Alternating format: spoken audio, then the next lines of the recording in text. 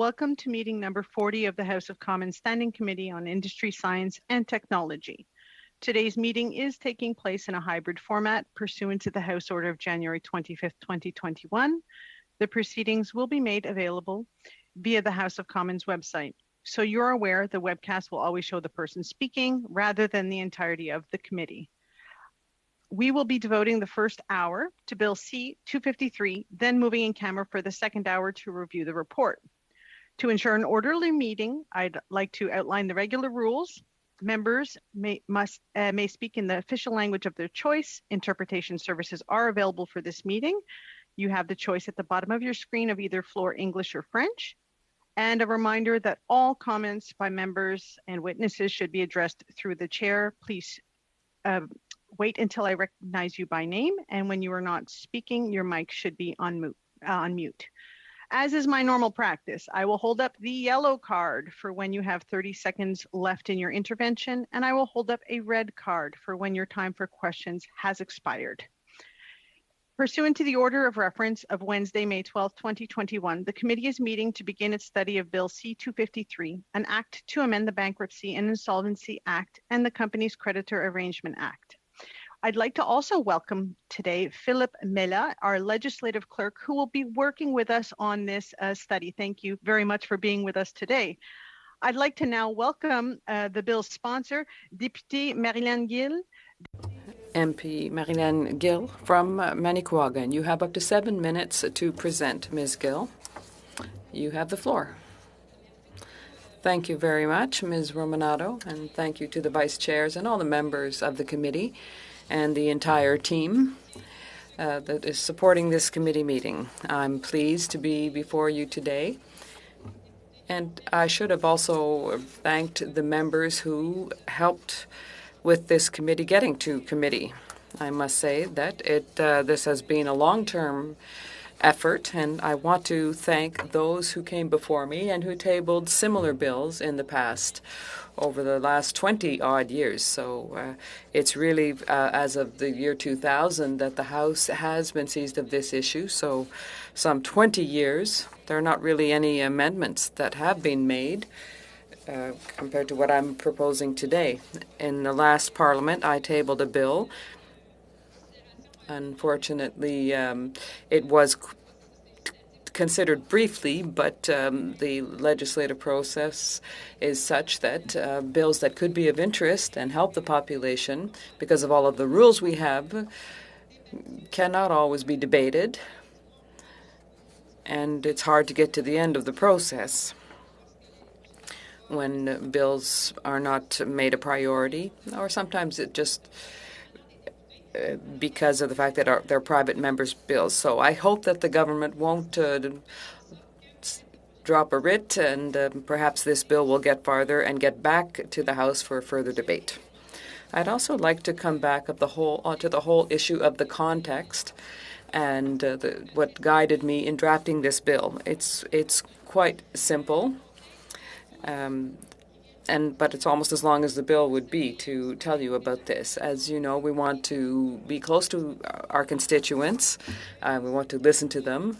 And I am proud to listen to what my constituents say. I think we should be their voice here in the House of Commons, whether we're part of the governing party or not. We are all representatives of the people. And so the context on the North Shore, and I say the North Shore, but it could just as easily be my colleagues riding in Labrador, which was also affected by Cliff Natural Resources bankruptcy in 2015.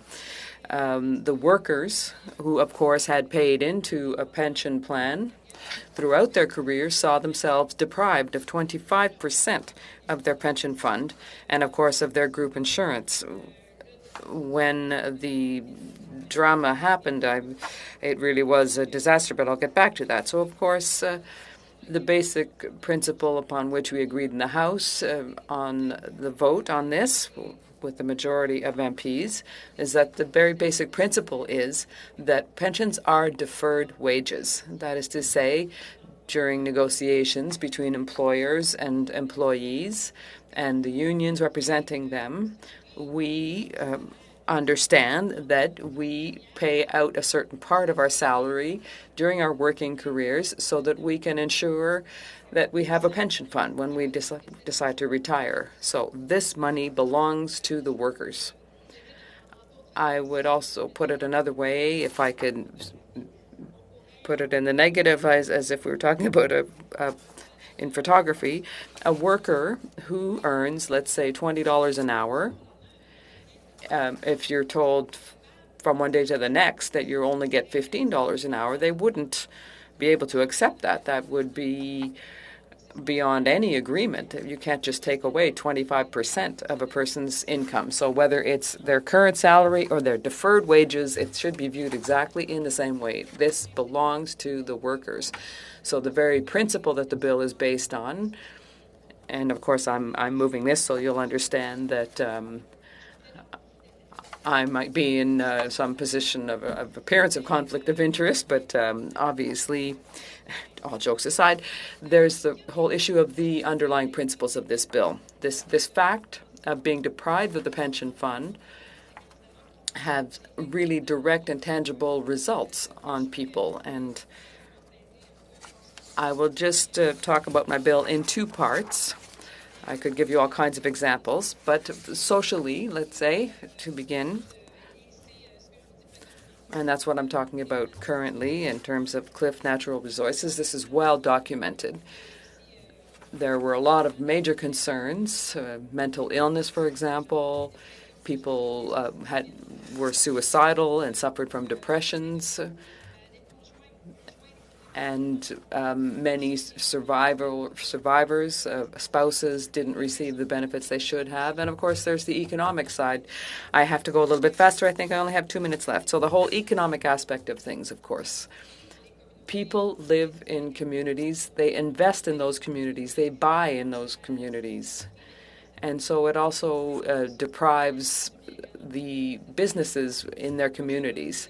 So I won't have time to read the two components that really change the bill. I'll just talk quickly about it. So it's an issue of the priority of the creditors and also the issue of being paid out for their insurances, because that group insurance is very important to these pensioners in their retirement. So I'll just conclude in saying that the people who helped me with this bill and the former legislators who helped me to propose motions such as the one that I put before you here today, that is to say, all of this is for our workers, and we need to legislate on their behalf. They're the ones who vote, not the big multinational companies. Thank you very much.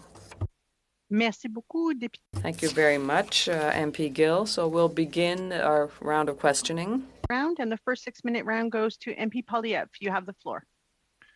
Merci beaucoup, Madame Gill. Thank you very much, Madam Gill, and congratulations on having reached this stage with debate with your bill. First of all, I experienced the bankruptcy of Nortel here in Ottawa. That was the biggest company in the National Capital Region, and we learned that with bankruptcies, everyone loses. All of the creditors lose out. Sometimes we think that there are bankers on the other side that are the big winners, but when there's a bankruptcy, it means that there are more creditors than there is enough money to go around. So today we are debating who will lose the most in the case of a bankruptcy. And it's not always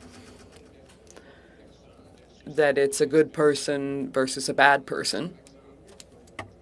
For example, with Nortel, there were thousands of contractors who were working for Nortel. They provided all kinds of services, plumbers, for example.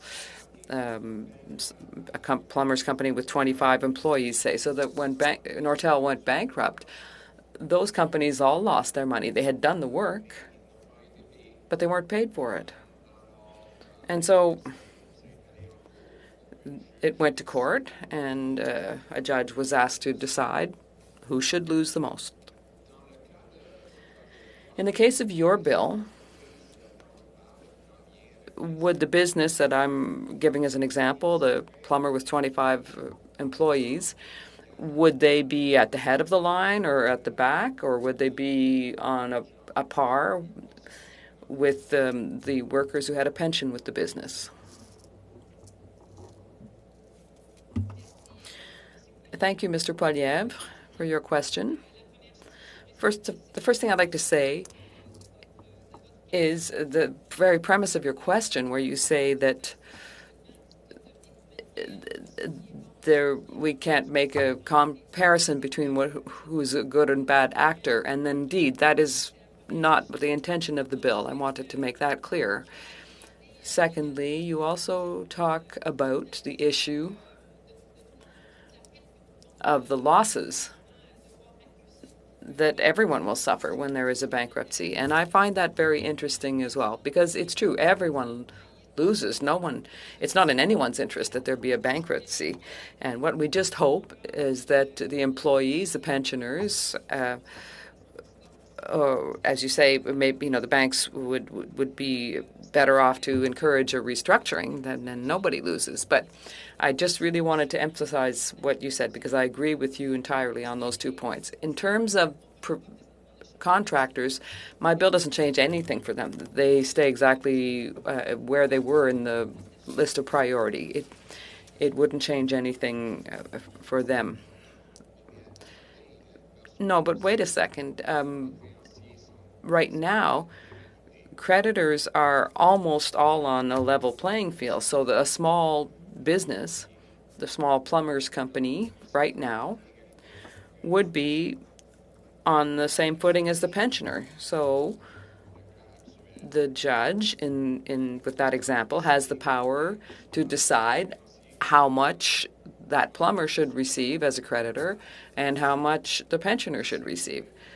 So if you're saying that the pensioners should be a preferred claim, the plumber would be behind them, no? No. There are several levels of priority, so no, they wouldn't be behind. What I was saying earlier in my introduction, and I really want to emphasize this, is when you look at the issue of deferred wages, with the plumber is also a worker and has every right to be remunerated for the efforts that they've made. And it's the same thing for the pension system, because it's absolutely should be viewed as it is a deferred wage. No, but this person isn't an employee. He's a contractor. Yes, if you will, but at the same time, you said a plumber. So for me, maybe a plumbing business, you should have said. But I mean, if is not an employee.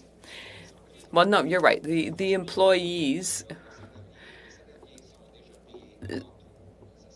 This is already in the act that employees should be paid out first. But I'm talking about a plumber who has a different business, as part of a different business. So they need to have a contract to provide such a service. So what I'm saying is that small and medium-sized businesses who provide business to big companies that go under, those small businesses are creditors as well. And so if you put another creditor ahead of them, that means that those small businesses will be behind them in the list.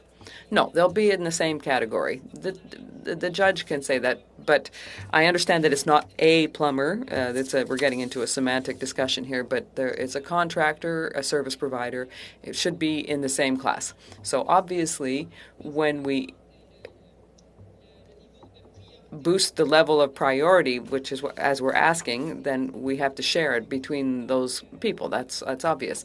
But the service provider is a regular creditor as well. The next round goes to MP Jacek. You have the floor for 6 minutes. Thank you very much, Madam Chair, and merci, Madame Gill, for your bill. There's no question that obviously you have the best interests of many of your constituents at heart, and the bill is extremely well intentioned. The issue, I suppose, is the devil is in the details, as is very common with complex pieces of legislation. And this is no doubt why, as you related, it has taken many, many years of discussion, and we don't seem to be any further ahead. I guess the issue really is one of balancing priorities. And one of the issues that I think has been raised is that your bill would make it more difficult for companies with defined benefit pension plans to access loans because lenders would have to assume a higher level of risk as their claim would be given lower priority. Do you see this as a real risk?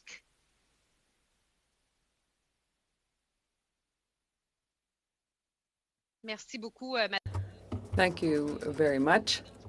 I didn't hear the chair. I'm sorry. May I have the floor, Madam Chair? So I wasn't sure if I should wait for you to give me permission to speak. Thank you, Ms. Jacek, for your question.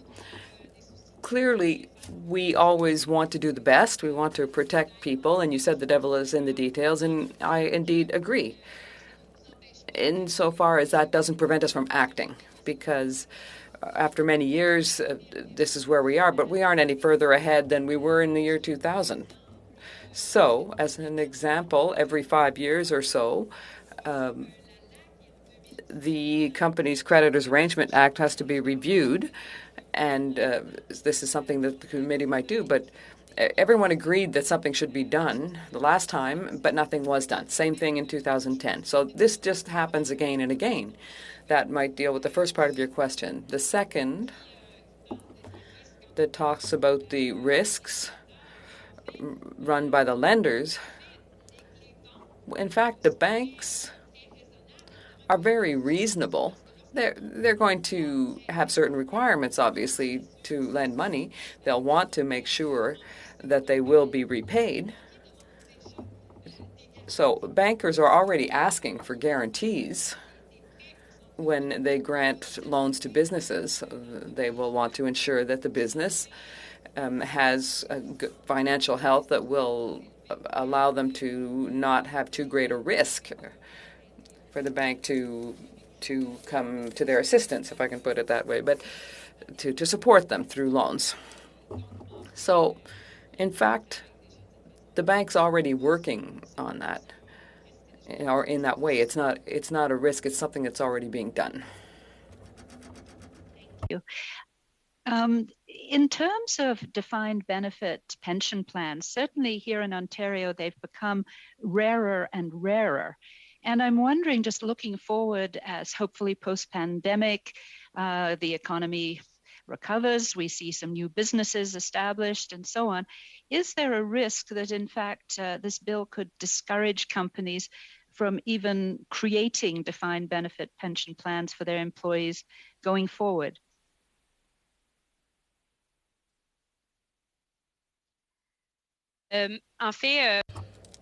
In fact, it's the contrary, I would say. There are two things within that point. First of all, we shouldn't imagine that it's the business that decides to make a gift to the employees.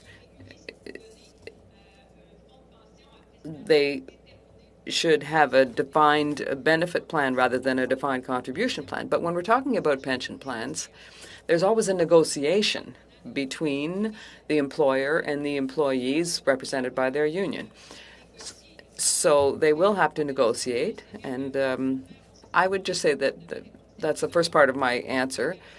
There's the whole issue of the fact that, as Mr. Poilievre said earlier, businesses like banks and workers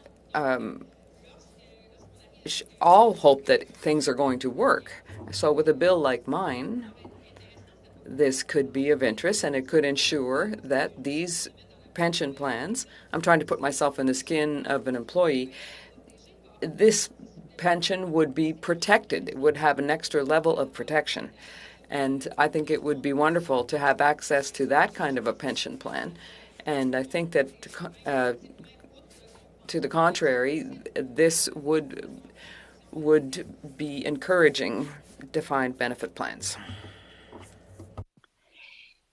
In terms of going back to the issue of lenders, and you talked about the banks being reasonable, perhaps with large businesses, there's potentially more negotiation. But do you not think that perhaps your bill would have a greater impact on small and medium-sized businesses that certainly do have more difficulty securing loans at a reasonable rate?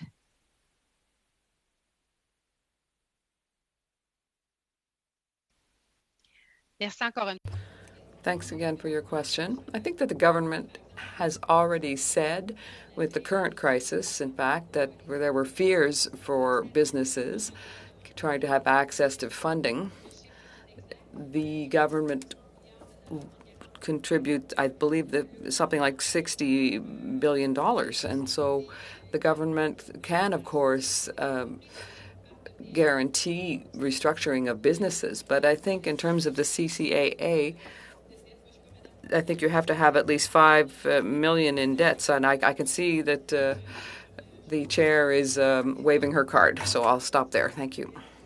Thank you very much. So the next turn is MP Lemire. You have 6 minutes. Thank you very much, Madam Chair.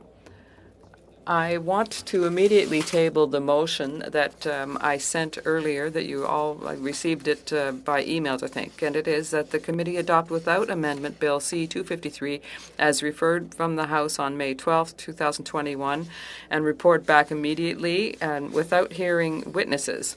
So I just want to table this, and with the argument that this is a bill that isn't a bill that costs any money to the federal government. It's an ideological bill. It's not a bill that calls on the government to take responsibility. And in the context of COVID, in which we find ourselves with the various polls or surveys that we've seen, we know that some businesses have been artificially supported through the COVID programs. There have been very generous subsidies, and what could have an impact of the end of those subsidies is that there could be a significant number of bankruptcies that follow. And so things could fall apart for a lot of businesses quite quickly, especially if there's an election. So if we don't bring this bill back to the House immediately, we know that with delays, if we wait till the month of August, there could be delays. The Senate might not get the bill and there might not be royal assent. So I'm afraid that if this happens in the fall and we won't have voted on this bill, there might be hundreds or thousands of workers that won't be protected by having this priority. The two things that are in this bill is that the employees be paid out first, and it's also the protection of the group insurance. Those are the two pillars of my colleague Marilyn Gill's bill. So the motion is that we be able to move directly to clause-by-clause study, and so that we can send the House right back to the bill for third reading and hope that it be sent to the Senate, to the Senate quickly, rather, and not have it punted over to the next Parliament. Because I think we'll see a lot of bankruptcies in various ridings. I thank the NDP and the Conservatives and obviously the Bloc and 10 Liberal MPs for their support of this bill. My colleague Nathaniel Erskine-Smith voted to bring this to committee. So I think this is a strategic bill, and I think we have to show compassion for the workers. Thank you very much. I will invite the legislative clerk, Philippe, to explain what the rules are concerning this type of motion. Philippe. Thank you, Madam Chair. Est-ce que vous m'entendez? Can you hear me? Yes, we do. So the motion is not very usual, but it can be received if it's the decision of the committee to go clause by clause, even today, without even hearing any other witness. So the motion is on the table. It can be amended. So obviously, if you want, if the committee's, if it's the will of the committee, it can be done. I would like to double check. Do we need unanimous consent? No, not for this motion. If Mr. Lemire, if there were another one asking for the motion to include close by close of the bill, it would be another thing. But Mr. Lemire's motion simply asks for the committee to go directly to the close by close consideration. So maybe you can decide whether it's the committee's choice, and then I can explain to you how he would work. And the committee can ask any question, has to ask, like, is Section 1 voted, etc. And then you have to talk about amendments. So the motion as such doesn't require unanimous consent, but it can be amended, though. Thank you. So, Start with MP Massey. You had your hand up. Please go ahead. Thank you, Madam Chair. And I know with this motion that I won't have a chance to question the sponsor, let alone other witnesses. But nonetheless, I support this motion. I've been part of this debate for a number of different years, in fact, almost 2 generations, and believe that there's been enough meritorious talk of the benefits of workers to get what is really a deferred wage and contractual agreements that when 2 people sit down, whether it's part of a collective agreement or non-collective agreement, have decided in terms of a wage. I'm not going to take a lot of time in this intervention to allow my colleagues to be there, but obviously, as a New Democrat, I won't even get a chance to thank the witness who's here today with her bill and to speak very strongly on how quickly we should move this through, and that there will be some other opportunities to hear some of the powerful voices that have raised significant issues for workers. So I think this is actually maybe a little bit of a different process, but it is not an unfair one. It is not unusual in many respects too, Madam Chair, because of the circumstances that were faced under COVID. And at the same time, the mere fact that this has got a long history working its way through this chamber, through committees, and eventually back in the chamber, but not even bringing the results that are necessary. So I want to thank all those that are participating, but as being the party that's going to be affected mostly with regards to this, because not even get a chance to question the sponsor of the bill, I do support this because the value of the workers and those that are supporting them in Canadians is too well documented to pass up yet again. Thank you, Madam Chair. Thank you very much. We have Député Généreux and then Deputy Erskine-Smith. Merci, Madame la Présidente. En fait, j'aimerais demander... Thank you, Madam Speaker. I would like to ask my colleague whether he saw the order paper until the end of the session. Well, it's not a government priority anyway. There was the will to go fast and to have this bill adopted before the next election. There are few chances of this. I agree with this bill. There might be a few changes, but because I'm a businessman and I would like to understand, because the exchange between Mr. Poiliev and Madame Gill, I understand that there's even difficulties understanding who is a plumber. There might be even questions about big entities and in which the supplier is not being paid, and then the company needs to pay the wages, so they are not at the same level of employees who would keep their pension anyway. And it's not bad that Mr. Mass also has a lot of experience. It would be a pity he couldn't speak. I think we need to really understand everything and to make sure that this bill is really well written, because there were a lot of opposition in the past, and we want to make sure it goes through. I still believe that we need witnesses.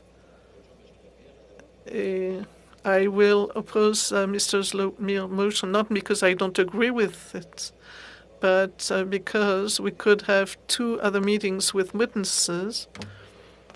And I will give you my time this morning, because I think everybody should be able to ask questions to Ms. Gill bill. So if you agree, I will be against the motion, but it's not that I don't like your proposal, but I think we need enough witnesses to make sure we do this right, because there's always two sides to a medal, and we might see that we forgot a few things in the process. Well, is this a sub motion or an amendment to my motion, or is it a different proposal? Well, it's just an opinion. There were no amendments on the table. Thank you. Thanks, Chair. So Sebastian did mention that I voted in support of C-253, and I was glad to do so to bring it to committee for study. And it strikes me that if we were to eliminate the prospect of hearing from witnesses, I would miss out on that study. And I do think, to Mr. Genereux's point, we want to get it right. I also think we want to do it as quickly as we can. And I think we can do both of those things adequately as far as this committee work is concerned. So we should make sure that we deliver it back to the House, ideally before we rise. That's in keeping. I think that would be quite a quick but welcome process. If we can get it done, I think we can.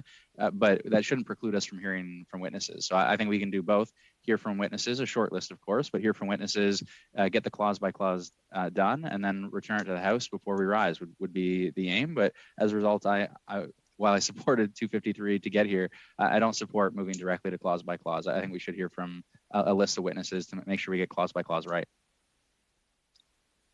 Thank you very much. MP Polyev. Yes, I mean, I would support an idea of amending the motion in order to allow for several days of hearings. We can actually get some expert testimony, having just exchanged with the bill's proponent, whom I respect and whom I thank for bringing it forward. I'm not clear on that the answers that she provided are necessarily legally accurate. I'm not saying that in a derisive way. It's just, it's impossible for one person to have all of the legal facts related to a very complicated piece of legislation. I certainly don't have all those facts. But, you know, for example, I would like to know what happens to the claims of small business people who have done contractual work for a business, and then the business goes bankrupt, and then the small business whose employees are not covered by the priority listing in either this bill or in the existing bankruptcy and insolvency legislation would potentially be pushed further back still. I also not clear yet on whether or not this bill would provide for companies to continue to issue collateral in order to get loans that are necessary to hire people in the first place. So I'd like to know more. I think the goal here we all share is to protect pensioners in the event of a bankruptcy, but to make sure that the bill actually does that and does not unfairly harm other players, small businesses, workers for those businesses, other pensions who've lent to the company that is going bankrupt, future workers who may not get hired if companies can't get financing. All of that stuff needs to be examined. And maybe when we examine it, we'll conclude that the bill is still optimal and it needs to be passed. But we can't make this kind of a rearrangement of our bankruptcy, insolvency, and creditor protection legislation without a single witness other than the person moving the bill. I've never seen something of this nature pass without a witness. This would be pretty revolutionary to do this without witness testimony, and I think unnecessarily so. I think everyone here is acting in goodwill to try and get hearings quick and get us all informed, so that when we finally go through clause by clause and hopefully passage, that we know what we're doing. So I would support an amendment, not to vote against Mr. Lemire's motion, but an amendment that would allow for some days of hearings and witness expert testimony. So we have an amendment to the original motion on the floor. For MP Dreeshen and MP Lemire, you have your hand up. I don't know if it's to speak to the amendment. MP Dreeshen, go ahead. Well, thank you, Madam Chair. And I'll just be quick because I too would like to see us move forward with this. But I believe that hearing more from more people would probably be better. Just to go back quickly, the decision was made that we would send this to committee to look at. If we had wanted to pass it quickly, everyone plays these games with unanimous consent motions in the House. That would have been an option to see if that actually was something that people could have agreed upon. But we agreed upon something different, and that was to come here. I know what it is like to have a private member's bill that doesn't make it across the wire. I've had one moving into second reading into the Senate when an election was called. I did get another chance to pass one, but anyway, I don't think it's the right precedent, because if we start to do that, to say, hey, once we get it here, let's try and push it through as quick as possible. That isn't fair to others' private members' bills that are working their way through the system.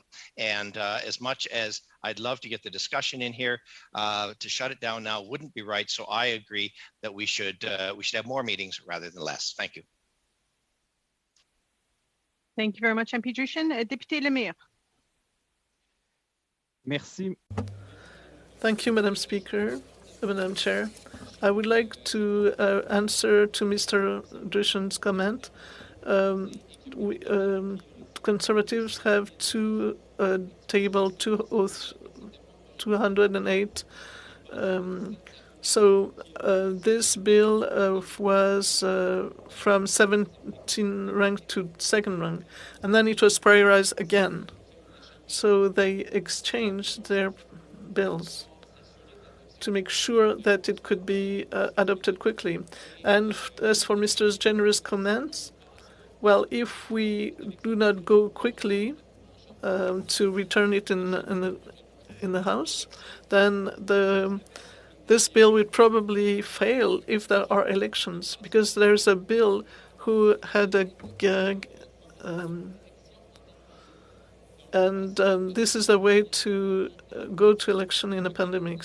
So the will of the government is to go in a position to make an electoral act on gag order. So according to the indicators we have, because of the fact that some companies are maintaining artificial life, so if this bill doesn't go back to the chamber, then we won't be able to protect workers, and this is the issue. So I believe this motion should be adopted quickly so that we can send the bill back to the House, and so that we can have a possibility of having it adopted before the election. Well, we have a lot of examples, and these examples are really frightening. Regarding the amendment to have meetings to hear from witnesses. Seeing no further debate, I will ask for a vote on the amendment to hear from witnesses. I'm not sure if there is just want to see if everyone is on screen. If there is a requirement for a recorded, hold on, I have hands up. Here we go. MP Polyev, did you want to explain further your amendment? Oh, yes. Okay. Sorry. Yes, I would propose that we have at least 3 full meetings to hear from witnesses on the bill. Thank you very much for clarifying. I appreciate it. So is there any MP Lambropoulos? My question was going to be how many meetings we were proposing. Perfect. So the amendment is to have 3 full meetings on C-253 so that we could hear from witnesses. I will turn it to MP Massey. Do we have dates for those, Madam Chair? Can we get specifics for the dates? So right now, if you recall, we circulated a draft agenda for between now and end of session, and the plan was to hold meetings regarding C-253. So that's already in the books to do so, and I had invited all of the members to submit witnesses, which I believe some have. So we already have scheduled time in the agenda for this study. Sorry, yeah, so that's why I was kind of wondering whether this was in order and how that actually conflicts with our current schedule and so forth, because if you, depending on the vote on this, it affects our current schedule, and then it also doesn't take away from that we've already actually booked times for witnesses, so it means you don't even, like everybody supports having witnesses if we're going to actually have that. So wouldn't it be out of order, or would it be in amending our current schedule, and does that require us to go in camera for committee business? The motion that was brought forward is admissible, as the legislative clerk stipulated with respect to the amendment proposed by MP Polyev. It is admissible. He's amending the motion to, instead of going strictly to clause by clause, to actually go back to, I want to say, the original plan of seeing witnesses for this study. And as I explained, my hope was that we would be able to get everything done as soon as possible if we were to be tight on time. So I'm just going to check with the clerk. Mike, is there any deviation to that, the plan? All right, well, just based on my reading, I guess, of the motion as submitted, it would be amended so that the committee proceed immediately to clause-by-clause consideration of Bill C-253 as referred by the House on May 12th, 2021, after 3 full meetings of witness testimony. If we look at our calendar that was distributed, which was tentative, that would, we already have C-253 in there for June 1st, 3rd, 8th, and 10th. So it would be the 1st, 3rd, and 8th with witnesses, and then the 10th would be clause by clause. Thank you very much. I'm not sure if that answers your question, MP Massey. Yeah, I guess the Department of Redundancy has spoken. I see Député Lemire, vous avez votre main levée. Monsieur Lemire, you have your hand up. Madam Chair, if this amendment passes, I would ask you actually to go to the vote now. And if it passes, then I think I will withdraw my motion, because we have other business that is essential too. And I think, and under the circumstances, the effort was to send this bill back to the House as quickly as possible. And I think that's the same thing we need with all of the other studies that we are working on now. So if it's the motion passes as drafted, that would have been one thing. I wanted us to be really effective and efficient as a committee, and if this motion is amended as proposed, I withdraw the motion. Thank you. Surely, Mr. Lemire, it would require unanimous consent to pull back your motion that's on the floor. But I know that MP Erskine Smith has his hand up. He'd like to speak to the amendment. Go ahead, MP Erskine Smith. Well, I just speak to Sebastian's point. It might make sense for there to be unanimous consent for us to just move on from this conversation. I mean, you have a schedule, Chair. You circulated it. I don't know the number of hours entirely, but I think the full 3 meetings would take us even beyond what you have scheduled from my recollection. And so we, at least from hearing from witnesses, I know you're including clause by clause in your schedule until the end of June. So it strikes me would be much more efficient to stick to the current schedule that we have, and then to circle back at some point if we deem that more witnesses are required. We haven't heard from enough. We can have that conversation and cross that bridge when we come to it. But right now we should just proceed with your expedited schedule that you've already circulated. That'd be the fastest for the block who are concerned about expediting, and it obviously includes hearing from witnesses. So I know we need unanimous consent, but I'm perfectly okay with forgetting we just had this conversation for the last 20 minutes and moving on to asking questions of the sponsor. Député Lemire, vous avez votre... Mr. Lemire, you have your hand up. I'm sorry. That was a mistake. Proceed now.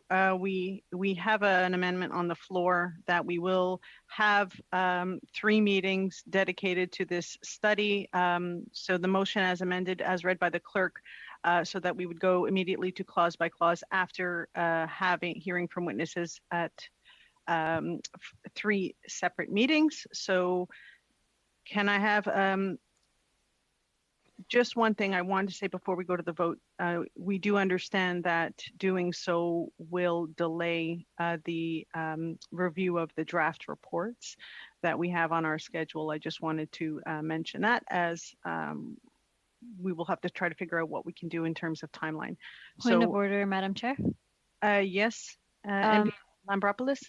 Would it be possible for you to ask for unanimous consent to withdraw the motion, or do we have to go through with these votes at this point? I will turn to the clerk. Mike? It's in the hands of the committee. If the member wishes to seek unanimous consent to withdraw the motion, that's all it would require. So I will ask Député Lemire, MP Lemire, do you wish to withdraw? Yes, I'd like to. After the, depending on whether the amendment passes. We have one moment. I'm just going to go back to the clerk because we have some conflicting information coming back. We have an amendment to the original motion on the floor. So I will ask for a vote on the amendment. So all in favor of the amendment, if you could please raise your hand.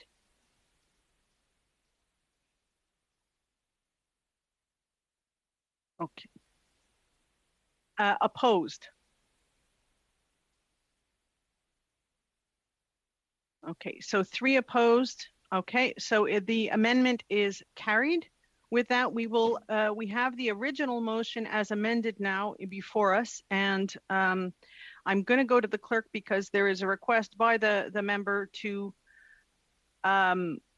seek unanimous consent to pull back his motion, and which is what I understood, and I don't know if that is even possible. Mike? Yeah, so now would be the appropriate time. If Monsieur Lemire chooses, he can request a unanimous consent of the committee to withdraw his motion. Okay, Sorry, don't get just so I'm clear on what we're giving consent to. If this motion is withdrawn, then when will the 3 meetings on this bill occur?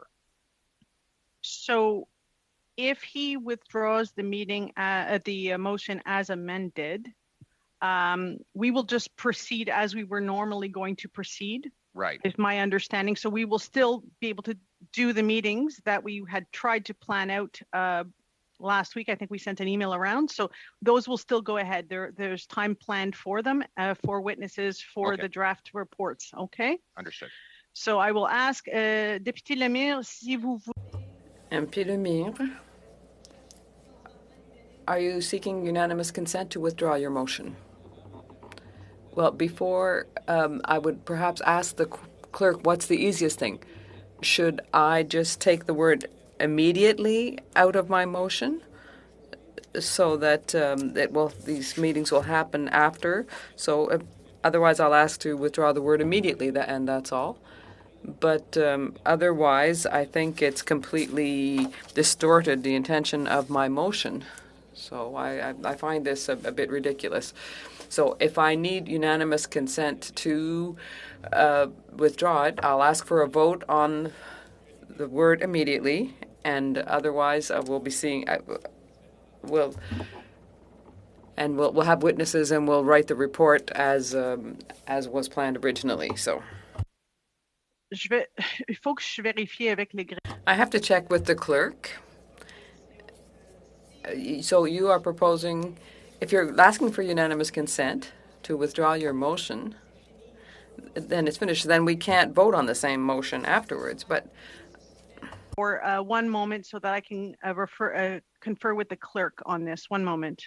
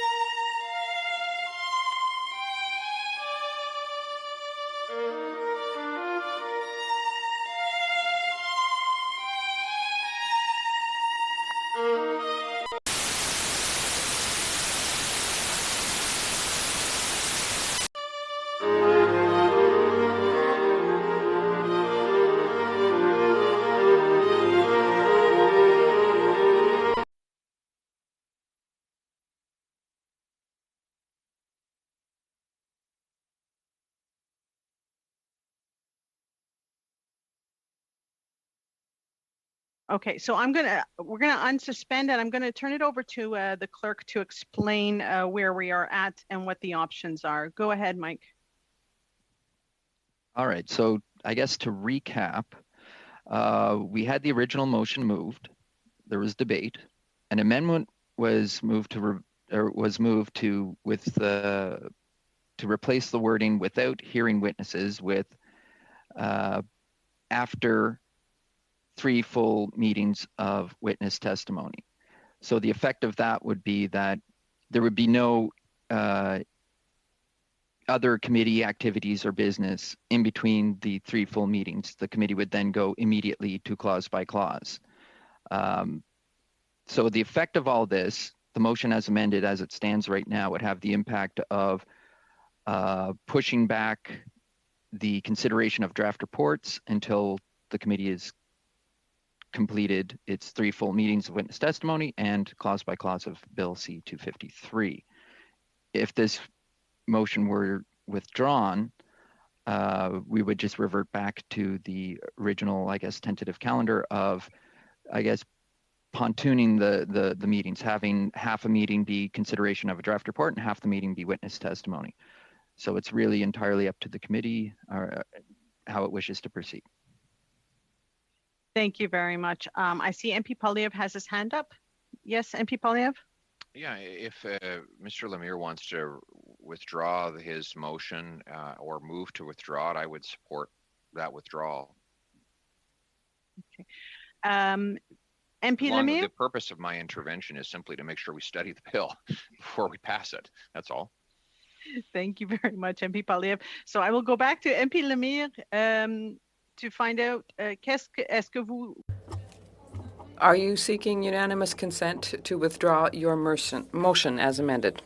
Well, Madam Chair, I think this is the procedure that is open to me. I prefer the status quo than a vote on the motion as amended. And so it has just been amended, and if I would like to withdraw it, if I will ask to withdraw it. If I don't get that permission, I will ask for another amendment to withdraw the word immediately. Have a request for unanimous consent to pull back the motion, if I understand correctly. And so what I will do is I see MP Assassi has his hand up. MP Assassi? Point of order, Madam Chair. MP Assassi, do you have your headset?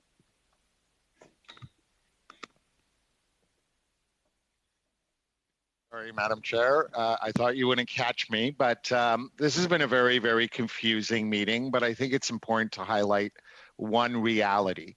When we did actually vote on the amendments, Mr. Lemire was suggesting to us, and this was part of the premise of the manner in which we voted, that if we did actually vote in favor of those amendments, that he would withdraw his bill.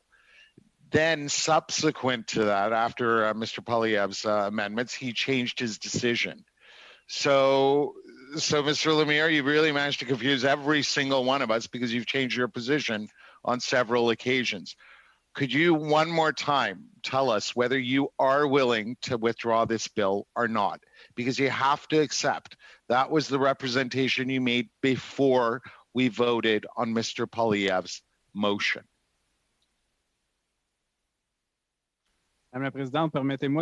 Madam Chair, I think that Mr. Assassi is saying that I have acted in bad faith. I think he understands very well that the motion was tabled quickly, and time is a factor here. And if my motion is distorted, of course I'm going to oppose it, and that's what happened. So you've won all the way down the line here. So to bring this back on a procedural issue, I find mean-spirited. But in terms of the moment, my proposal is clear. Yes, let's have a vote on the motion to withdraw it. If I don't have unanimous consent, I'm going to ask that we amend it by taking out the word immediately so that we maintain the essence of our committee work. That's just what I'm trying to defend here. And if we can't fast track, could we at least keep the work? The language, please. That is very unparliamentary. We have questions before the... Madam Chair, what word did I use that wasn't parliamentary? Mr. Lemire, we are here to discuss your motion.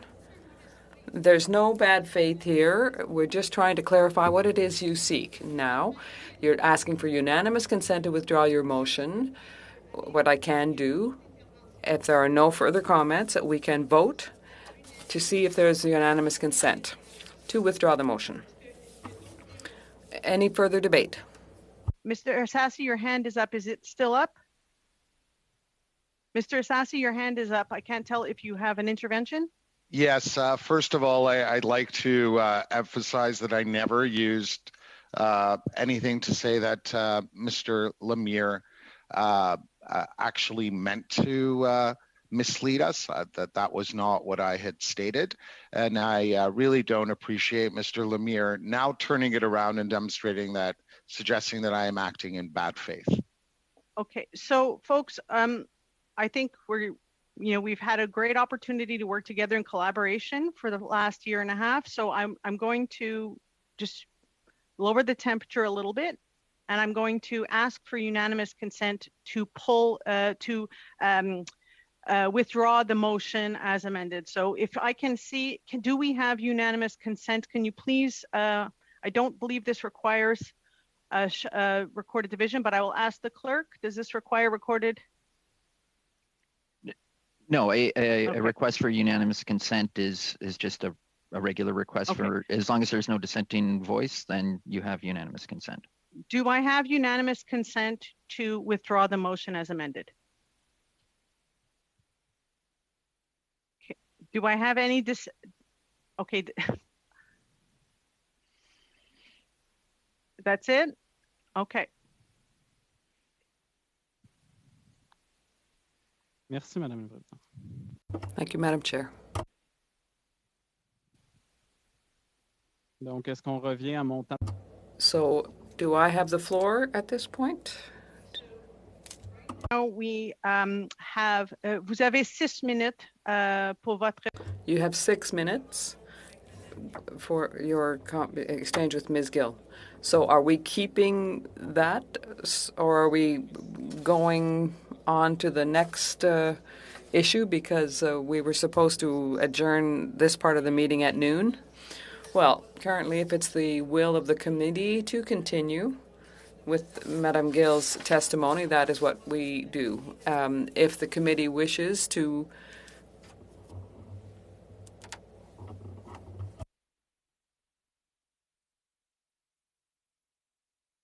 the interpreter has lost the sound feed. On a perdu Madame la Présidente, ça se peut-tu? We've lost Madam Chair.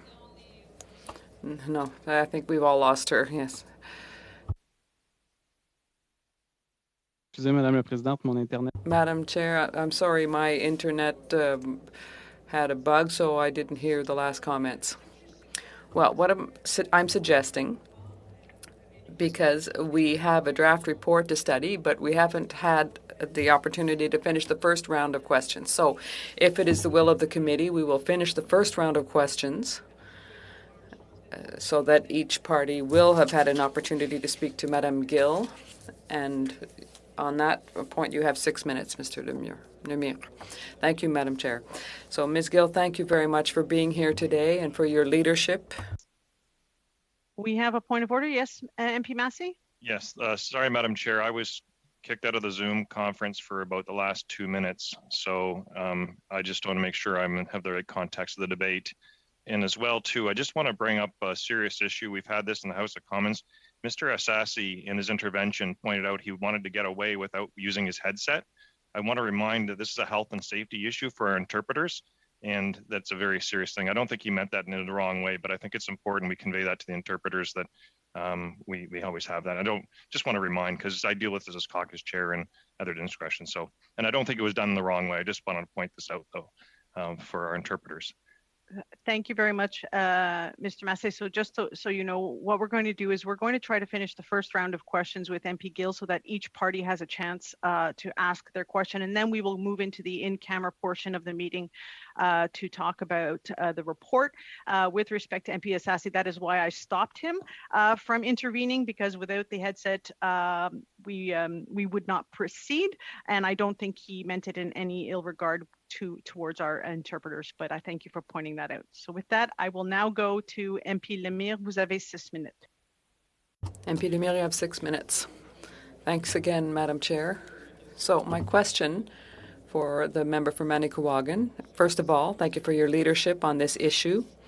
We agree that this affects people's lives. In the House, you talk about an impact that this could have represented up to 25% of your constituents' pensions. So what would change if this bill was passed? Thank you very much to my colleague and Vice Chair of the committee for his question. It changes a great many things. So I think I'll just answer by saying that everyone is a winner. I invoked the fact earlier that the fact that we raise the level of priority of the creditors and the ones that should be at the top of the list are the workers themselves. It's their money. And of course, if it's an issue of the company, it's in everyone's interest that bankruptcy be avoided and that restructuring be the preferred option. So these are the main points of the bill. And the whole issue, well, you said yourself, 25% of the pension, and that's the case with the Cliffs story, but with White Birch, it was 50%. It could be as high as that. That's huge. So obviously, this would guarantee these deferred wages would exist for the workers. And so for those who are still working and those who are already retired. But for all of the workers, I'm sorry, I just got a message at the same time here. So for all workers and all of the community, I don't know if you want something more specific. I'm speaking in very broad terms, in terms of wages and insurance, what this represents for the community when there are bankruptcies. We might be able to avoid, or at least try to avoid, these situations, because it has to be said, sometimes we are told it might be riskier for the banks. If this is the case, it might concern them and somewhat. But in fact, if they're afraid of bankruptcies, they're going to sit down and try and work out different guarantees and can guarantee the restructuring of the business. If there's something if I'm risking losing something, I want to make sure that it works. And so obviously, if there are big problems for a company, if the bank is called in, they won't be ready to come to their assistance if they have major difficulties. And one thing, perhaps, I might say that the government should put workers at the forefront. They should be on top of the list, and that would change things a great deal in that regard. Thank you, Ms. Gill. So essentially, your bill talks about defined benefit plans and that workers would be at the top of the list.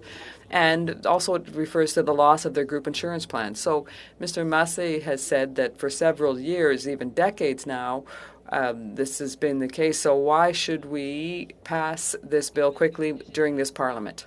Well, he even talked about generations, and in fact, this is true. And I think the time has come. We're ready. We talked about witnesses. People have been testifying about this for 20 years. People are going to say the same things. They've been saying them for 20 years. It'll be hard for businesses. That's going to put an extra burden on them. But if the government wants to, they can take away from the taxes of these creditors. And so there are different things that are possible. But I think people are crying wolf. People are trying to scare people. In 2010, I think there were 47 witnesses who appeared on a similar bill. So, I mean, if we have to start over at zero every time, this is what I'm saying, the arguments have been set out over the last 20 years. There are many researchers who presented, and lots of people said that there wouldn't be a major impact in terms of the options for companies to have access to loans. So this has all been well documented.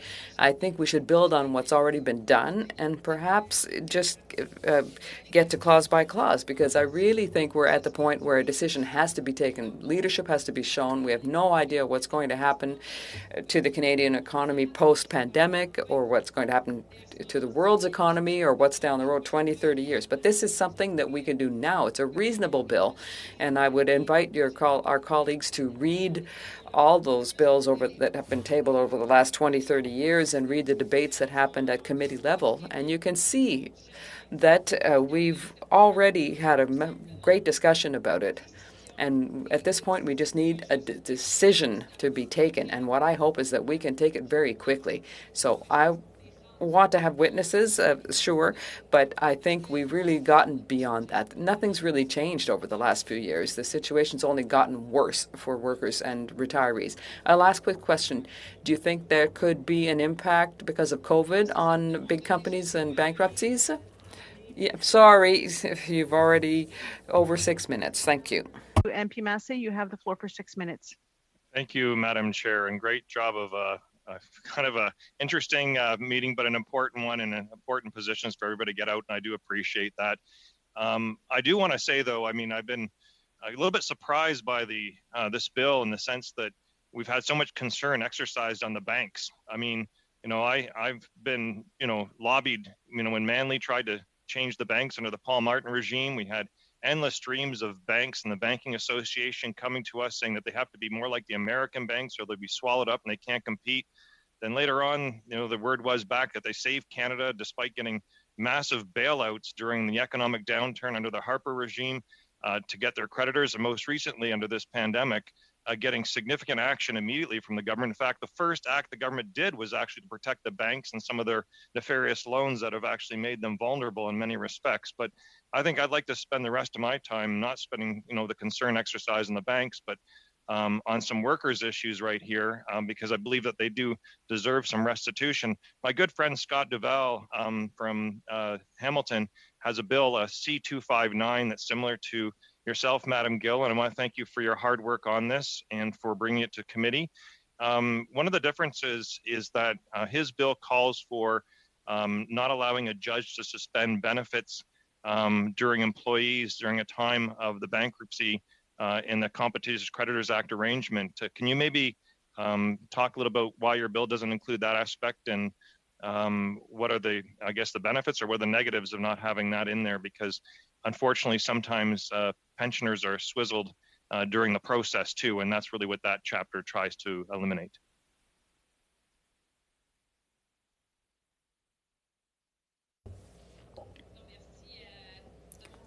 I want to thank my colleague for his excellent question and also for the introduction to it. I fully agree with that, by the way. So my bill seeks to assist workers, retirees, rather than the banks. In fact, I'm not elected by banks. I'm elected by workers, amongst others, and citizens writ large. So that's for the first thing. The second, my bill is extremely simple. In fact, it's super simple. We've heard that the devil is in the details, and I do agree. But there are certain things we'll only be able to see once it's adopted. We'll be able to see it concretely. Right now, we're in the theory.